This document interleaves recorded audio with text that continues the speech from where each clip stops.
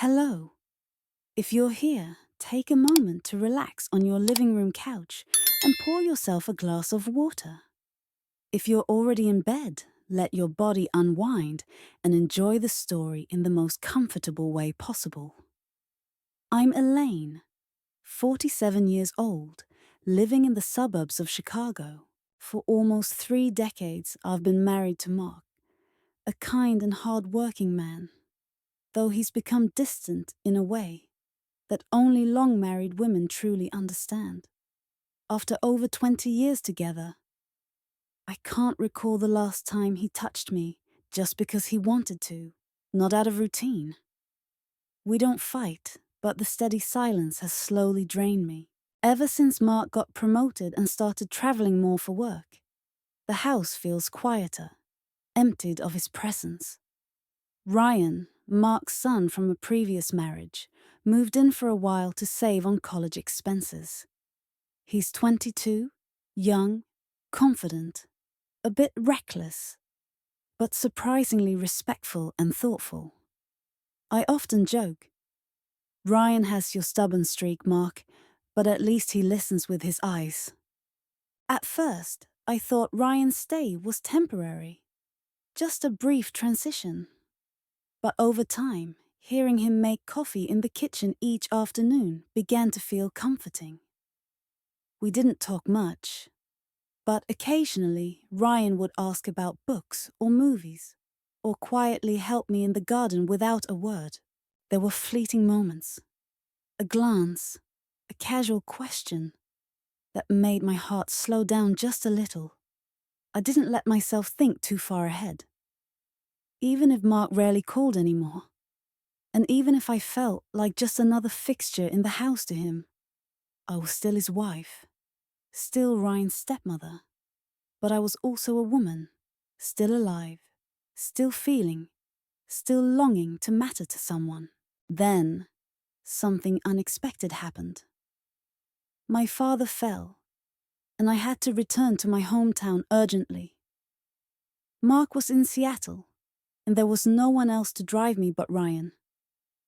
I thought it would be just a few safe, simple hours on the road, like everything else in my life. But I was wrong. Some journeys aren't just about the destination. They're about what happens along the way. And I never imagined that drive would stir up everything I had buried so deep inside that I could no longer ignore it. We left just before noon, the sunlight filtering gently through the trees in front of the house. Ryan loaded the bags into the trunk, while I sat in the passenger seat, holding a bottle of water and occasionally glancing at his quiet, thoughtful face. A soft jazz tune played on the radio, the kind of music Mark always called depressing, but I liked how it made time slow down. "You okay?" Ryan asked suddenly, as we cruised through the wide-open suburbs. It was a simple question, but his voice carried an unmistakable sincerity. I turned to look at him, part surprised, part touched. "I'm fine, just a little worried about my father," I said, then added, "Thanks for coming with me."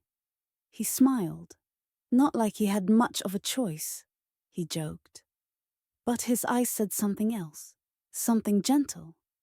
I don't know if it was the quiet rose or the unfamiliar closeness, but something between us felt like it was shifting slowly, softly, undeniably.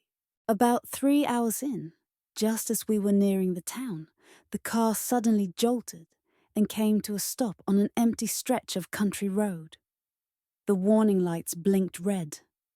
Ryan cursed under his breath and stepped out to check. I got out too, uneasy. After a few fruitless phone calls, we had to accept an inconvenient truth. We'd be spending the night at a roadside inn, waiting for a mechanic the next morning. At check-in, the elderly woman at the front desk said gently, "Just one double room left. I hope that's all right." I looked at Ryan. He looked at me. A beat of silence. No one said anything. I nodded.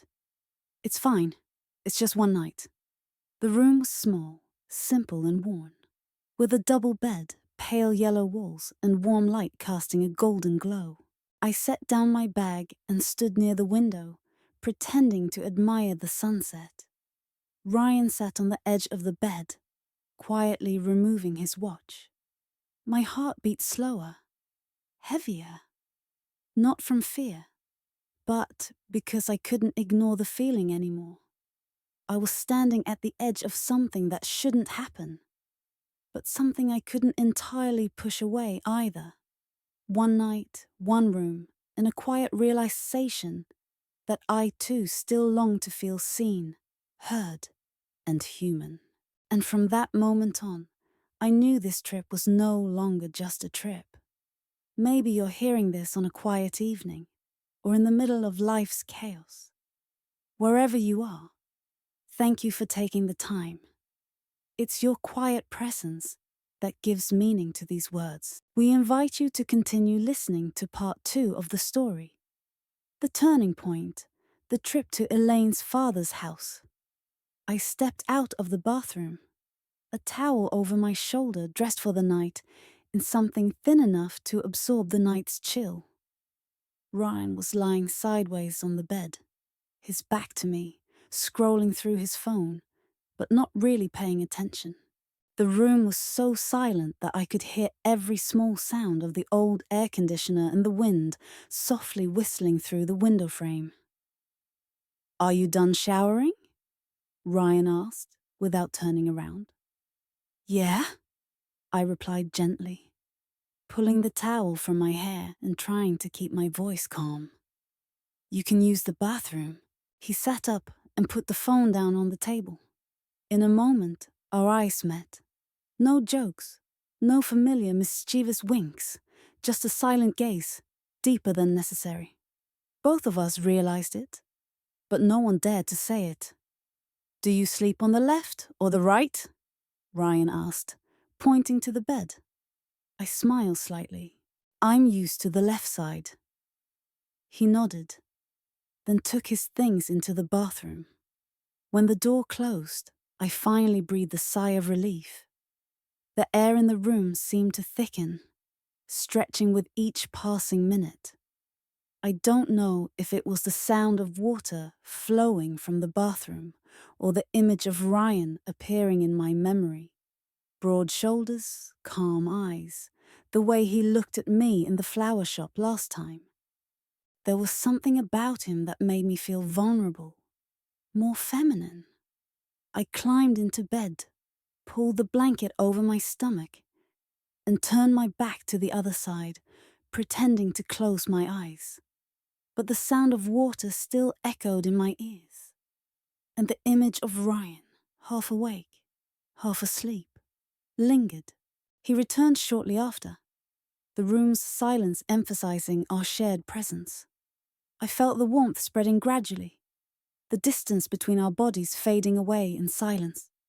A gentle turn, then another, and then his hand brushed mine, tentative and brief.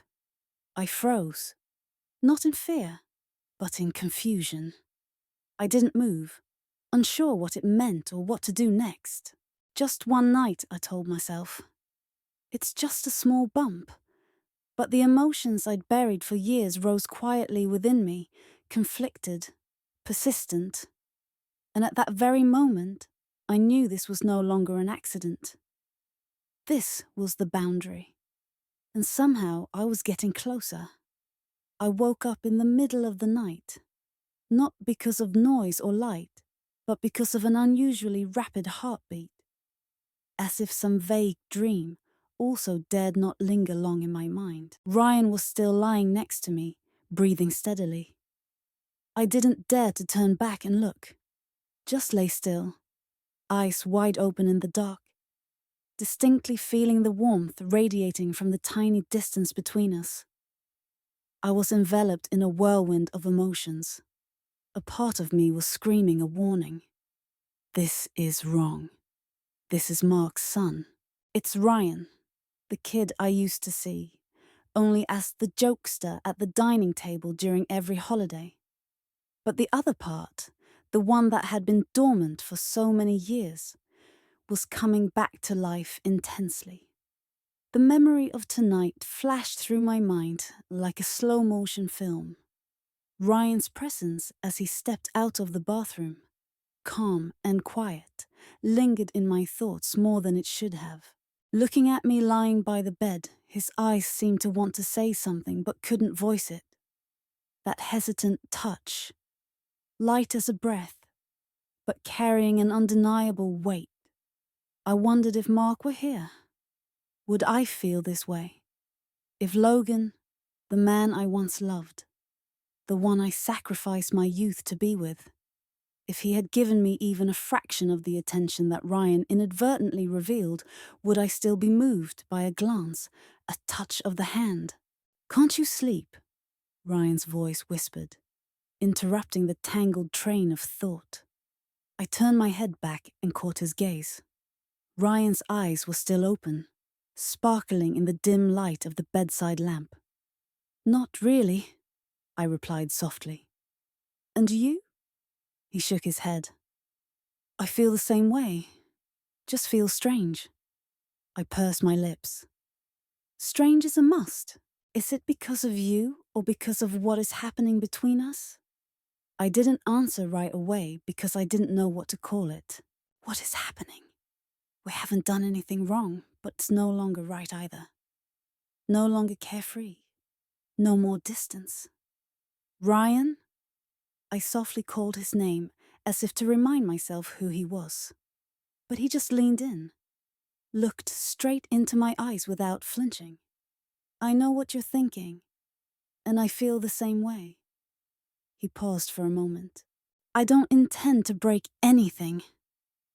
I don't want to turn this into a bad situation, but I can't pretend that I don't feel anything." Those words were like a small fire smoldering in my chest. Dangerous, but strangely warm. I sat up, wrapped the nightgown around myself, needing to create some distance. "You are Mark's son," I said, my breath trembling. "Do you know what that means?" "I know," Ryan replied without hesitation. "And if I could choose again, I wouldn't be able to avoid feeling this way about you."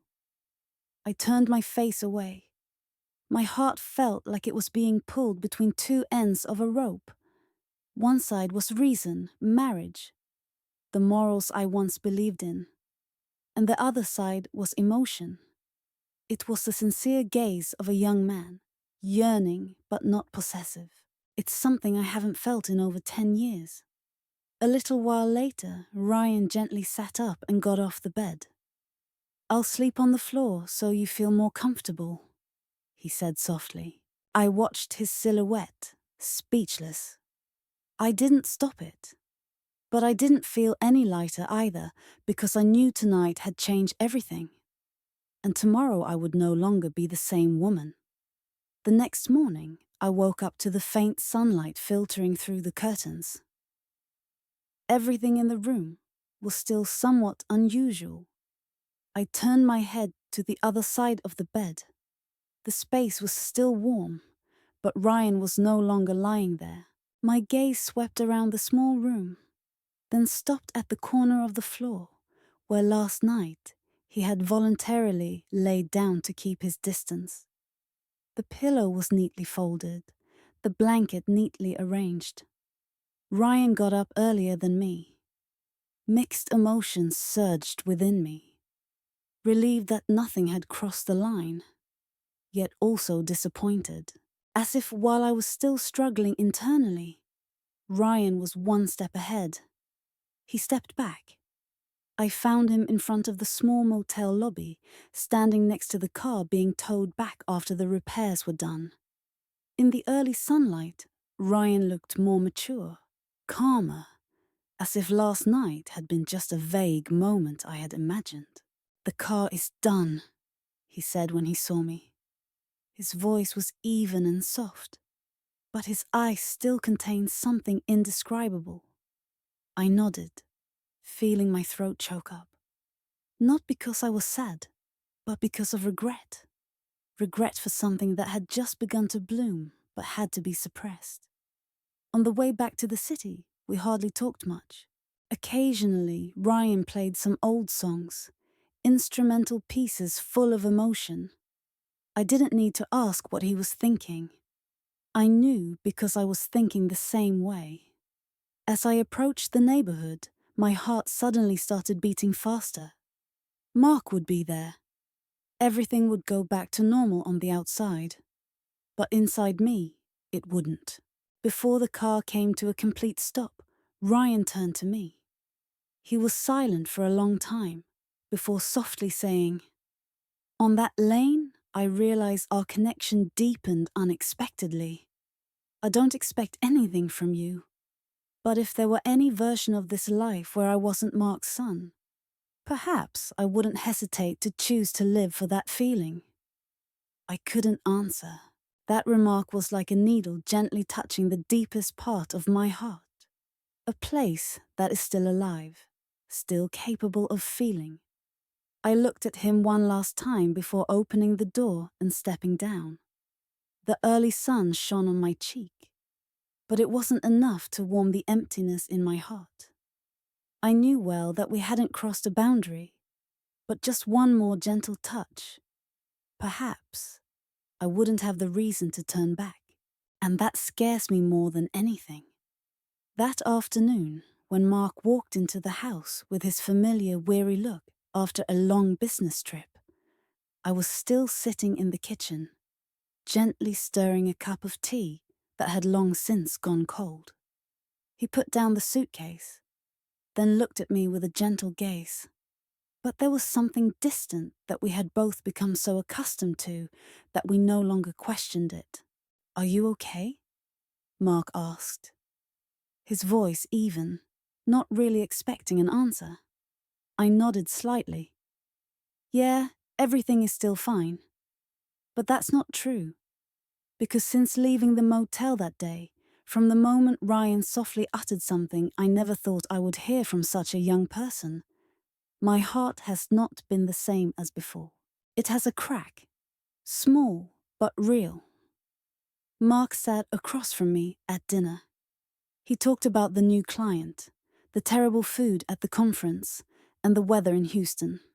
I smiled, nodded at the right moments, and responded with short sentences out of habit. But my mind drifted away somewhere. I secretly observed him. This man, the one who used to be everything to me, and perhaps still is. But something has changed. Not because Mark has changed, but because I have seen another version of myself, reflected through Ryan's gentle and yearning gaze. A version no longer asleep in safety, but yearning to be seen, to be felt. That night, Mark fell asleep very quickly. As usual, he turned his back to me, his steady breathing echoing in the darkness. I lay still, eyes wide open. My heart no longer beats with excitement or restlessness, but only with an increasingly growing cold emptiness. I recall Ryan's last words before we parted. In a different world, maybe things could be simpler without this weight, but we don't live there. We live here. It's not a flirtation, but rather the words of a sincere soul, loving with all the courage that youth can bring. I closed my eyes, trying to dispel the images that flashed by, like a slow-motion film. Ryan's gaze, his gentle hand resting on mine, his hoarse voice in the small room. I didn't betray Mark, but I am no longer the woman I was before that trip. And that silent change makes me fear that sooner or later I will have to face the truth. My heart may have chosen a different direction. The next morning, gentle sunlight streamed through the bedroom window, casting a soft golden layer on the old wooden floor. I sat by the bed, holding a freshly brewed cup of coffee, the warmth from the ceramic mug seeping through my fingers, while my mind still lingered somewhere between the past and an unclear future. Mark was reading the newspaper on the porch as usual. He was still that man, thoughtful, calm, stable. But I was no longer sure if I was still that woman. Something has shifted within me gently, but irreversibly. And I knew from the moment I sat by Ryan's bed that night, my heart opened a crack. Not to shatter, but to breathe. That afternoon, when Mark went out to meet an old friend, I stood in front of the mirror for a long time. Not to admire myself, but to see more clearly the woman reflecting back my gaze. Some features have changed. A more serene gaze, but deeper. A sign of someone who has just passed through a quietly but intensely emotional realm. I opened the drawer and pulled out a neatly folded piece of paper. The message Ryan left before we parted ways at the bus station. I know everything is really wrong, but sometimes just a gentle touch is enough to awaken someone. If you need someone to listen, even if it's just in silence, I'm still here. I don't know what I'm going to do with that piece of paper. Keep it, throw it away, send a message, or forever let it sleep in the drawer like a memory that needs to be kept, rather than moved on. That evening, when Mark returned, I was watering the plants in the garden. He walked over and handed me a small sprig of lavender from the roadside flower shop. "I think it suits you," he smiled. I accepted, not smiling, but inside, my heart was like a lake suddenly stirred by waves. Maybe tomorrow I will forget Ryan's gaze. Maybe I will choose to continue a stable, safe life where I am the exemplary wife, the woman who knows how to control her emotions. But maybe I will take a small step towards freedom. Not for Ryan, but for myself. I don't know yet. I only know that for the first time in many years, I feel like I'm living. And perhaps that very thing is the true starting point for any choice thereafter. If you've stayed with Elaine all the way to these final lines, thank you. Truly, this story isn't just about fleeting emotions. It's a quiet whisper about awakening. The way a woman who seems settled can still touch the deepest parts of her heart. If you've ever seen yourself in Elaine's quiet gaze, in that pause between duty and the desire to live honestly with yourself, leave a comment. He offered no explanation at all, just a smile, taking off his coat, and his eyes never leaving me. Then he offered a reassuring smile and said, "You're not alone," and said, "You're not alone. I am Claire." And what happened next made me reflect deeply. It wasn't impulsive, but a moment of clarity. My husband didn't stop me. He was watching. He doesn't want this. But why? And what does that mean for a marriage when trust is suddenly broken like that? Will you stay? Do you understand? I need to know. What would you do if you were in my position? Leave your thoughts in the comments section. I'm still trying to process my thoughts. My name is Claire, 48 years old, living with my husband Jim, in a small, lovely house in the suburbs. From the outside looking in, everything seems perfect. We have a stable home, 2 grown children, a lavender garden blooming purple every early summer, and peaceful evenings together. At least that's what others think. But within me is an unnamed void. Jim was still there, still came home on time, still asked me what I wanted for dinner, still slept in the same bed. But something had changed that we both silently accepted. The intimate hand touches of the past are now just unconscious brushes when changing the TV channel. The passionate conversations have been replaced by, I have an early meeting tomorrow. He didn't do anything wrong, but he also no longer does anything that makes me feel seen, valued, and loved. I used to believe that over time, love would quietly become like cold tea, not passionate, but gentle. But this coldness is not gentle. It silently creeps into every corner of our marriage. There are afternoons when I stand for a long time in front of the mirror, wondering if I disappeared, would anyone in this house really notice? I have spent my entire youth for the family. I sacrificed my favorite job to stay home and take care of the children. Gave up dreamy nights with friends because of the children's fevers. The times Jim came home late. The holidays when I quietly prepared everything while he just needed to be present. I don't resent it. But now that the children have grown up, that emptiness has returned clearer than ever. In the morning, I brewed coffee for two. Jim. Jim took just a sip and then focused intently on the computer. I sat across from him, wanting to say that last night I dreamed I was lost in the forest and no one found me. But I remained silent, because I know he would just say, "That's strange. You sleep a little more in the sunlight falling across the porch." I realize one thing. I am living with a good husband, but I feel suffocatingly lonely. That Tuesday morning, it drizzled lightly. I put on a light jacket, hurriedly covered myself, and drove to the Willowbrook Art Center, where I attended a few craft classes just to fill the empty time between meals. The class was empty that day.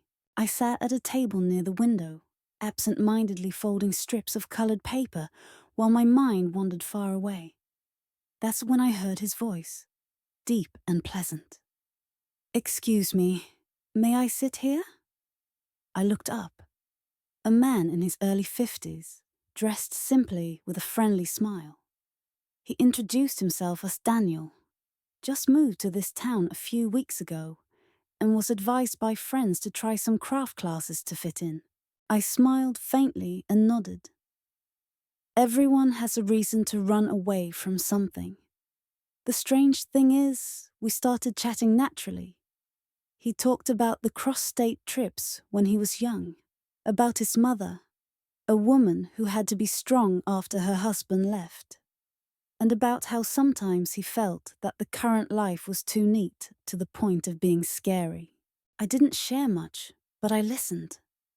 And for the first time in a long time, someone was listening to me too.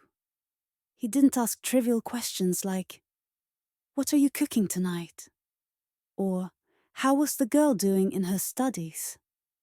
He asked, "Have you ever felt like you were someone else?" Then fell silent, waiting for an answer. That question, so simple, made me shed tears. Well, I don't know why. Maybe because it touched the right crack in me.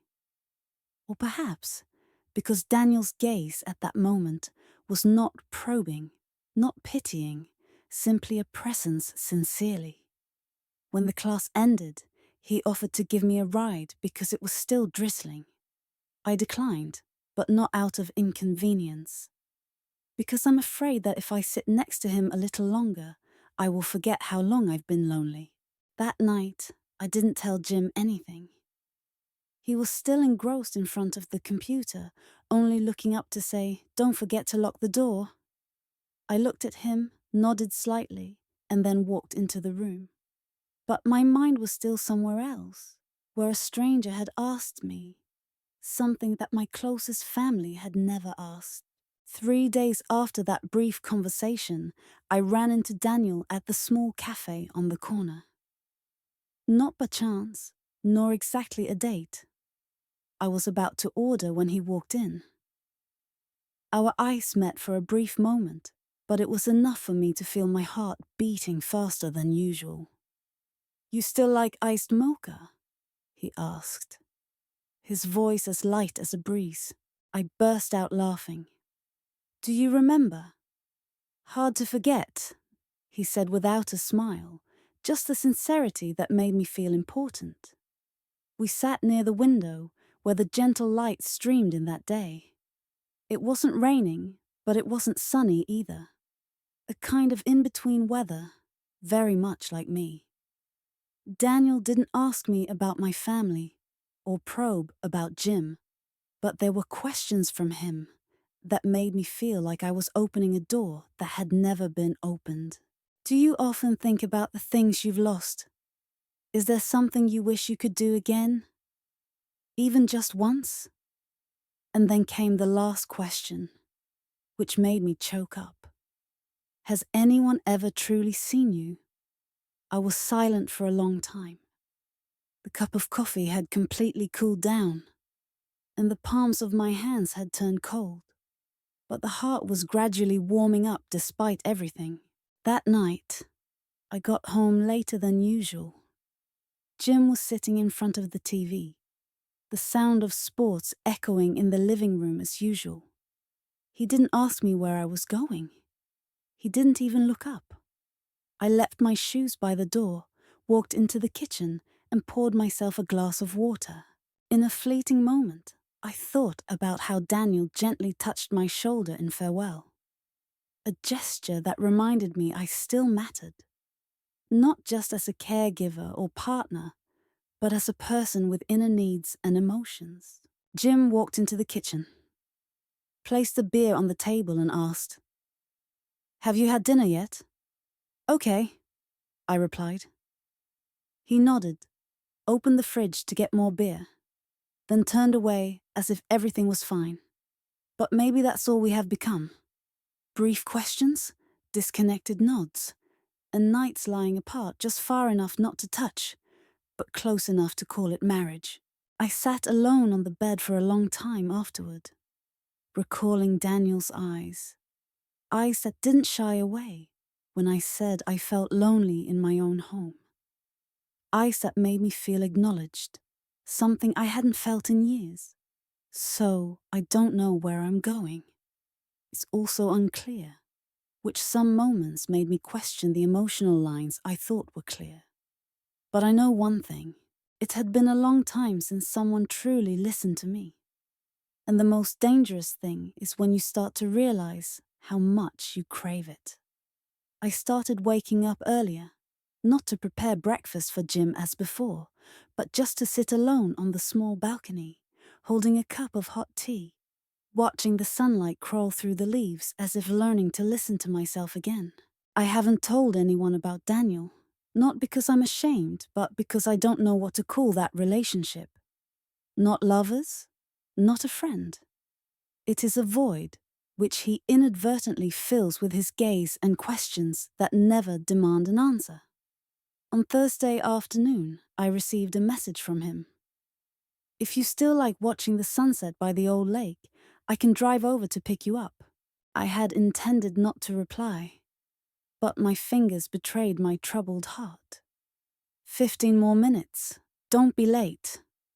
When I got into the car, Daniel didn't say anything.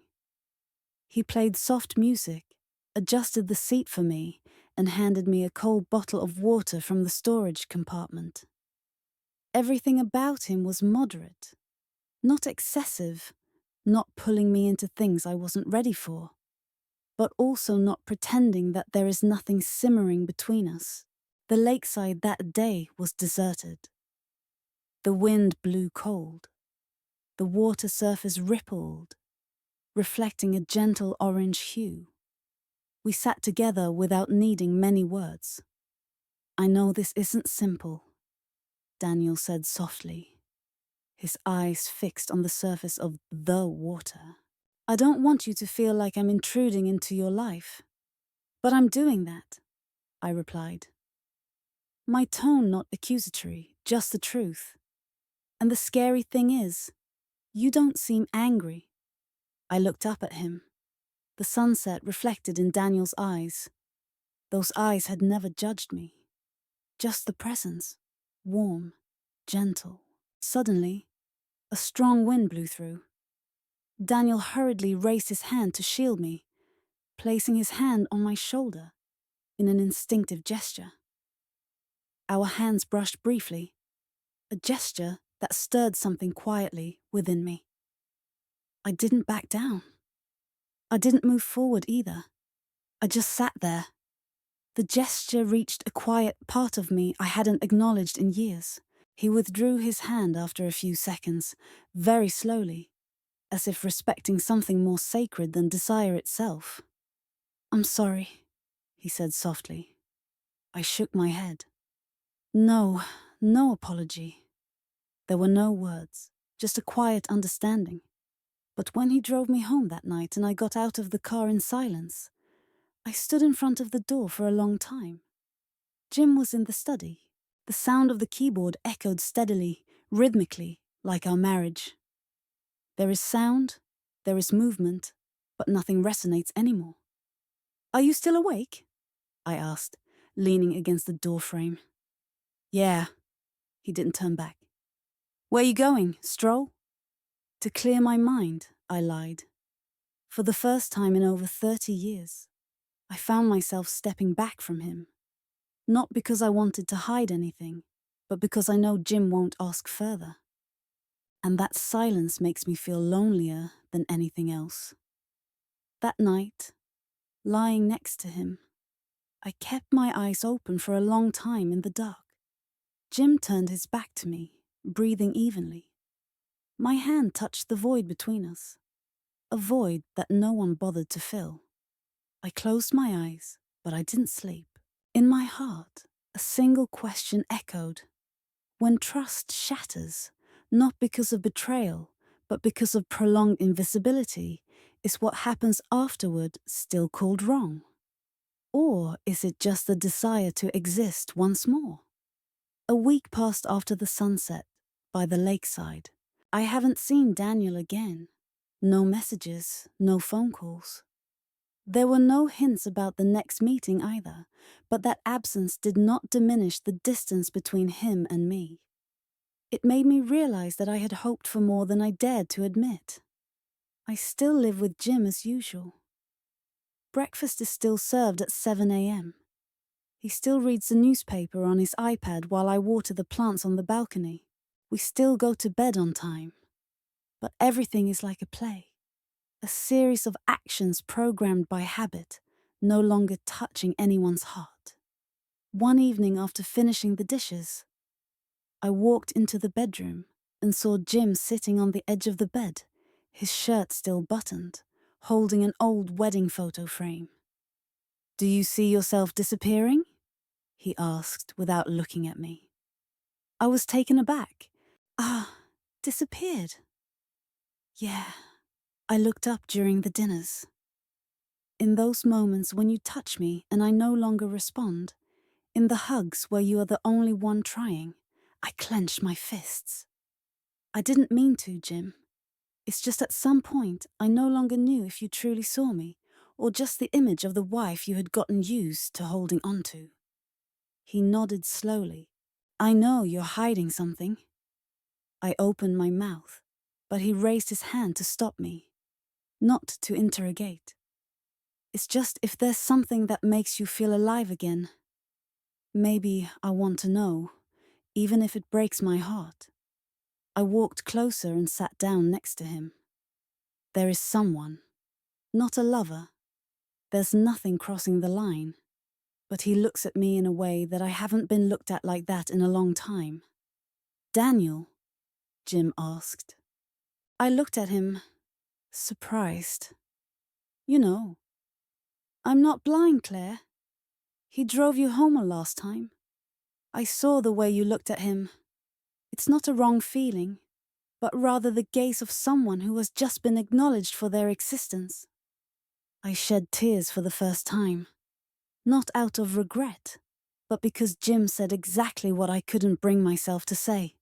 "Are you angry with me?" "I'm angrier with myself," Jim said, his eyes tearing. "I thought stability was enough. I didn't realize how long I had let you live in silence." I held his hand for the first time after many nights. "I don't need you to become someone else, Jim. I just want you to look at me like you used to. Like the woman you once chose. Not just the role beside you. Keep squeezing my hand. Let me try again. Claire, from the beginning. Not as a husband, but as a man who wants to love you once more."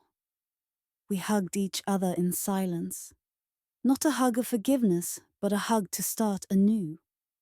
None of us know if we can start over. But at least the truth has been spoken. And that perhaps is enough to hope for. Change does not come from a night of complete love or a heartfelt apology. It comes quietly, like the way a wound gradually closes. Not loud, not demanding, but persistent. Jim didn't change immediately. He was still the quiet man, careful with his words, and often hiding his emotions behind tasks that needed to be done. But there is one difference. He has started to be more present. One morning, I woke up to find the kitchen already prepared with coffee and toast. It's not a big deal, but it's the first time in many years that I've seen him in the kitchen for me, not out of habit. I smiled, simple yet full of gratitude. When I asked, he just shrugged. I thought you'd like a morning that doesn't start with worries. A week later, he suggested we go to the local book fair together, a place I had been going to alone since I retired. He quietly walked behind, occasionally asking, "What author are you reading?" Or, "Why did you choose this book?" Not polite questions. They are the clumsy yet sincere efforts of someone who wants to understand their partner again. As for me, I'm also learning to give Jim another chance. I no longer avoid his gaze when we sit down for dinner. I shared more about the thoughts in my head. The small things like why I haven't replanted the flower pot on the porch or the nameless fatigue. And I realized Jim was listening, not with judgment, but with the gentle silence of someone who truly wants to understand. As for Daniel, I didn't see him again after that day, but I wrote a short letter sent to the old office where he used to work, just to say thank you. No promises, no explanations, just a thank you for reminding me that I am still alive, still capable of feeling, and still worthy of being understood. In the journey of healing, I learned one thing. Sometimes you don't need to destroy everything to find yourself again. Just dare to look into the growing gap between the two people and fill it together.